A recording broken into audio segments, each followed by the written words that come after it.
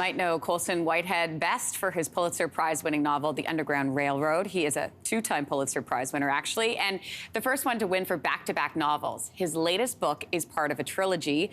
Crook Manifesto reunites readers with Ray Carney, a furniture store owner trying to keep his head down and his business buzzing. He's also on a mission to get elusive Jackson 5 tickets for his teenage daughter. Colson is joining us this morning from New York. Good morning to you. Hey, howdy.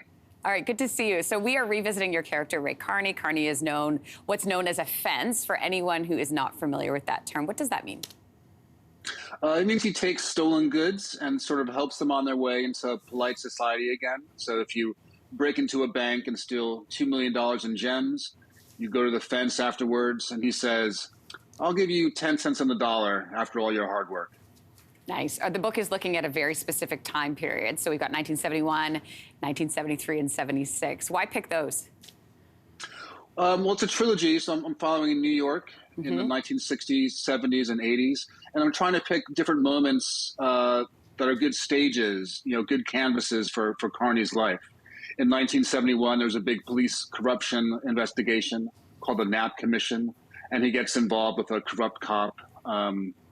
I get to explore the line between the crooked and the straight. And so I'm always trying to find those really good moments of opportunity. Why and when did you decide this was going to be a trilogy?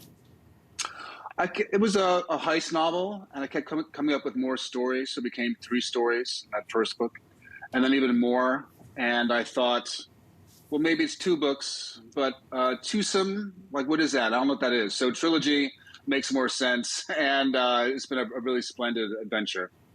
How so? Well, I've never followed someone over for 1,000 pages before.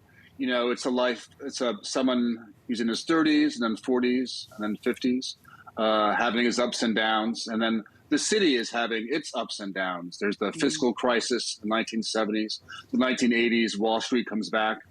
The city is thriving. And then there's the height of the AIDS crisis, another recession, the crack epidemic. And so there's a lot of moments where I can put Carney into clarity and examine different kinds of crime and fortune over those 30 years. I want to ask you about your research, because the last time we had you on our show was for Harlem Shuffle, the first book in your trilogy. And you were talking about how you spent a lot of time walking around New York for research purposes, trying to envision places where your character would work and would live. What was the research process like with this? Was it the same kind of thing? They're still walking around trying to find places. Oh, that's a good place to dump a body, or maybe I'll put a hostage there for a couple of days and then put that in the book. And then also, things like investigating the Knapp Commission. As a kid, I saw the movie Serpico by Sidney Lumet, and that was based on Frank Serpico's misadventures during this corruption scandal. So going to the original stories of Frank Serpico, finding the Knapp Commission, which is basically a blueprint on corruption. So if there are any corrupt cops out there, go to the Knapp Commission report, 1971, and you'll get some tips. Well, look at that. A tip here on your morning. Colson Whitehead, great to have you on this morning. Thanks so much. Sure. Thanks for having me. A reminder, the new novel is called Crook Manifesto. Hey, thanks for watching. If you liked this, be sure to subscribe here, or you can check out more Your Morning videos right here.